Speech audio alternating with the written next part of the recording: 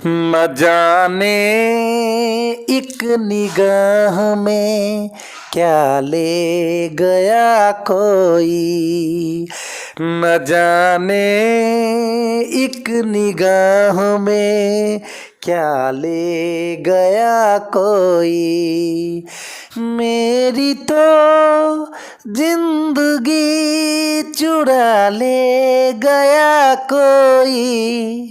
भाई जिंदगी नहीं चुराओ, पढ़ाई करो।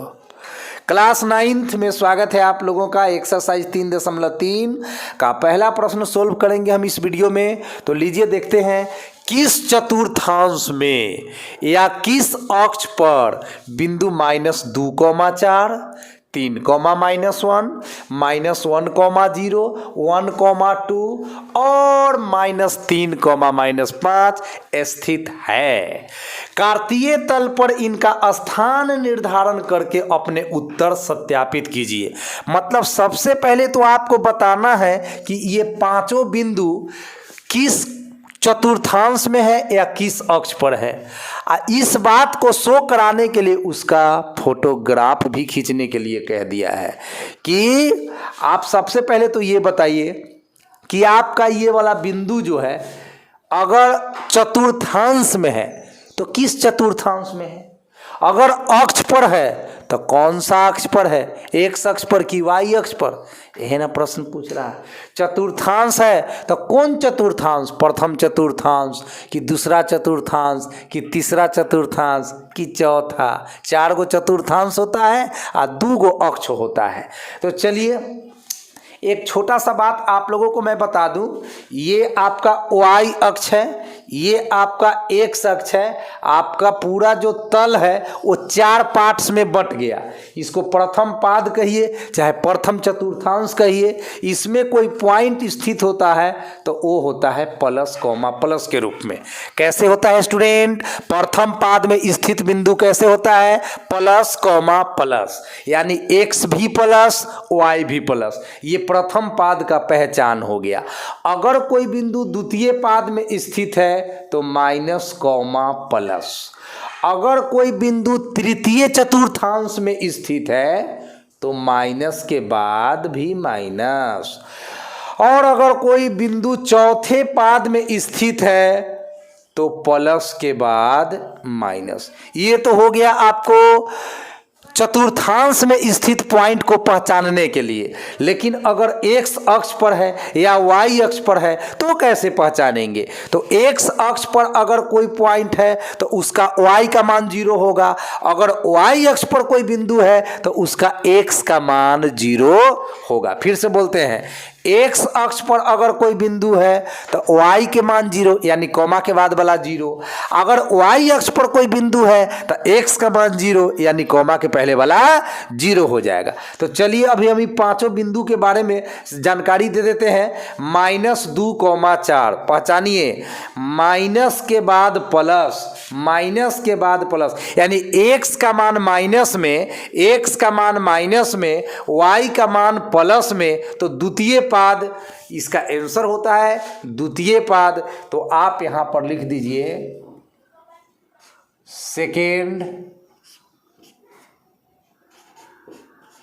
क्वाड्रेंट। द्वितीय पाद में ये बिंदु आपका स्थित है। इसका फोटोग्राफ बनाकर समझा दिया गया है। -2, एक्स का मान -2 है तो देखिए एक्स अक्ष पर -2 के सामने आए और y का मान 4 है तो 1 2 3 4 के सामने और 2 के सामने जाकर एक पॉइंट को हमने मिलाया तो -2,4 हमें मिल गया। ठीक है ना? तो यही आपका देखिए सेकेंड क्वाड्रेंट में स्थित है, दूसरे चतुर्थांश में स्थित है। अब है 3,-1, 3,-1। तो पहले पहचानते हैं 3 प्लस माइनस, प्लस माइनस। तो प्लस के बाद माइनस का मतलब फोर्थ क्वाड्रेंट, फोर्थ क्वाड्रेंट। ये चौथे पाद में स्थित है बिंदु। फोटोग्राफ यहाँ पर बना दिया गया है, देख लीजिए। एक्स का मान 3, 1 2 3 के सामने जाइए। वाई के मान -1 के सामने जाइए। ये बिंदु आपको मिल गया फोर्थ क्वाड्रेंट में। तो 3,-1 चौथे पाद में स्थित है, फोर्थ क्वाड्रेंट में स्थित है, चौथे चतुर्थांश में स्थित है। अब है -1, 0, देख लीजिए ये कॉमा के बाद 0 हो गया। तो मैंने अभी बताया था कि अगर कोई बिंदु x अक्ष पर स्थित है तो y का मान 0 होगा। तो y का मान 0 है, तो y का मान 0 है, तो ये बिंदु हो गया C आपका, ये हो गया C। तो इसका जवाब हो गया x अक्ष पर, x अक्ष पर, यानी कॉमा के बाद वाला अगर 0 है तो उसका आंसर होगा x अक्ष पर। अब है 1,2, 1 भी प्लस में और 2 भी प्लस में, तो प्लस के बाद प्लस, x भी प्लस y भी प्लस, तो प्रथम पाद, तो इसका आंसर हो गया प्रथम पाद, यानी फर्स्ट क्वाड्रेंट, यानी प्रथम चतुर्थांश। अब चित्र भी देख लीजिए, x का मान 1, y का मान 2, ये हो गया 1,2। यहाँ से x अक्ष पर जाते हैं तो 1 और y अक्ष पर जाते हैं तो 2, तो हो गया बिंदु 1,2। किसी भी बिंदु का नियामक जानने के लिए उससे 2 को लंब गिराते हैं, x अक्ष y अक्ष पर, x अक्ष पर 1 मिला और y अक्ष पर 2 मिला, तो ये बिंदु हो गया आपका 1,2। अब है -3, -5, तो -3, -5 जो है तो वो आपका पहचानिए, माइनस के बाद माइनस, देख लीजिए यहाँ पर थर्ड क्वाड्रेंट लिखा हुआ है, यानी x भी माइनस में हो, y भी माइनस में हो, तो बिंदु होगा आपका तीसरे पाद में।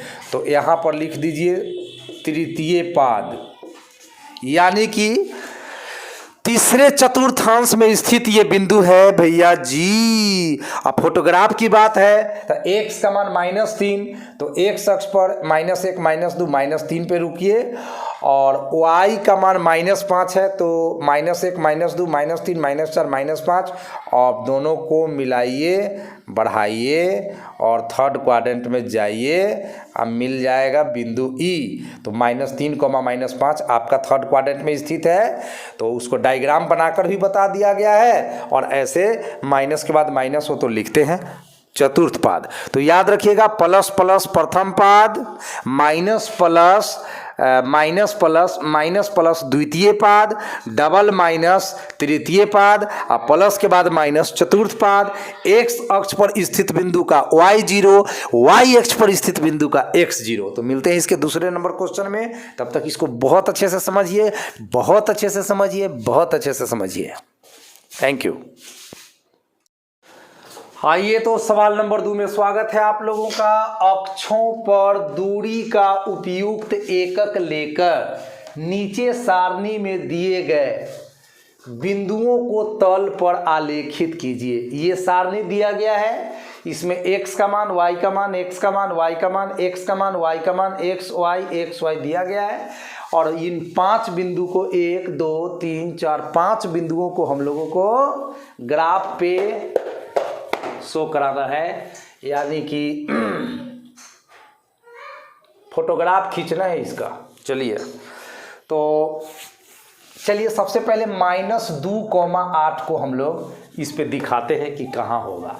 तो आप देखिए कि x का मान कितना है, -2, तो ये तो मूल बिंदु हो गया 0, तो x का मान -2, तो ये हो गया आपका -1, ये हो गया -2, और y का मान 8, तो यहाँ से 8 कदम आप ऊपर जाइए, क्योंकि +8 है, -8 रहता तो नीचे जाते, तो 8 कदम, 1 2 3 4 5 6 7 8, और 8 के सामने आइए और इधर -2 के सामने जाइए, ये वाला पॉइंट हो गया, ग्राफ हो गया।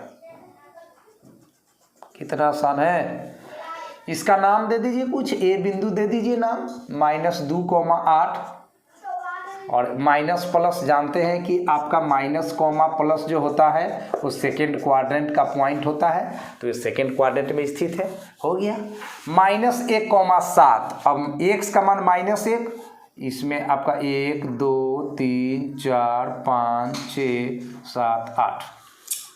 अब है x का मान -1, y का मान 7, x का मान -1, y का मान 7, तो 7 के सामने बढ़ जाइए भैया, बढ़ जाइए ना, बढ़ जाइए, 7 के सामने पॉइंट मिल गया, तो ये हो गया आपका B पॉइंट, जिसका नियामक हो गया कथी, तब -1,7 ये हो गया -1,7। अब 0, -1.25 तो ये x का मान 0 है तो y अक्ष पर स्थित होगा ये बिंदु, y अक्ष पर स्थित, लेकिन x का मान 0 है तो y अक्ष पर स्थित बिंदु है और y का मान निगेटिव है।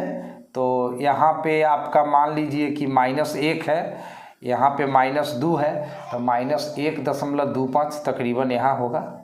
तो ये पॉइंट हो गया आपका 0, -1.25, इसको C नाम दे दीजिए।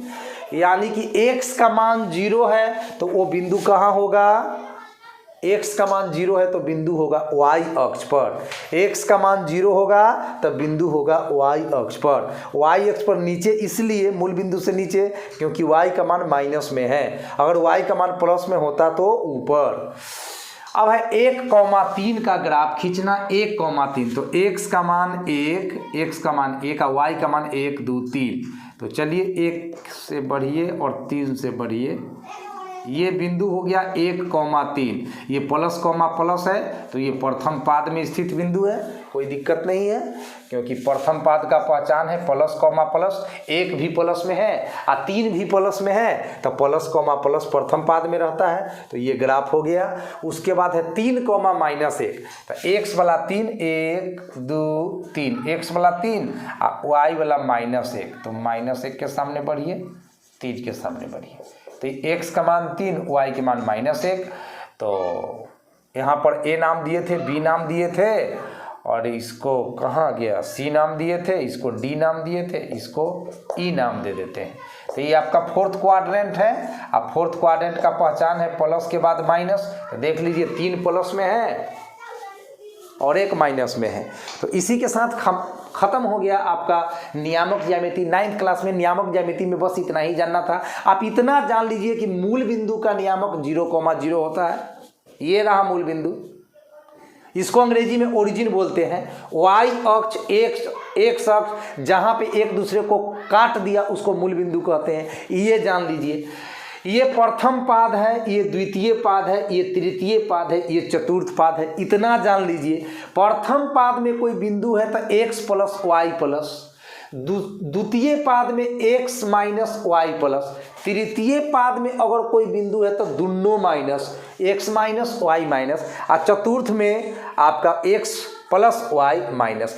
x अक्ष पर अगर कोई बिंदु है तो y 0 और y अक्ष पर कोई बिंदु है तो x 0। इतना बात अगर आप जान गए ना तो 9वां क्लास के नियामक ज्यामिति में पास कर गए। अब 10वां क्लास का ज्यामिति पढ़िएगा, नियामक ज्यामिति, तो उसमें इससे थोड़ा सा हाई लेवल का बात होगा। उसमें दूरी सूत्र आएगा, विभाजन सूत्र आएगा, त्रिभुज का क्षेत्रफल आएगा। यही सब चीज़ पढ़ना है आप लोगों को 10th क्लास के नियामक ज्यामिति में। तो चलिए आज के इस वीडियो में इतना ही। अच्छे से पढ़ते रहिए और अपना ख्याल रखिए।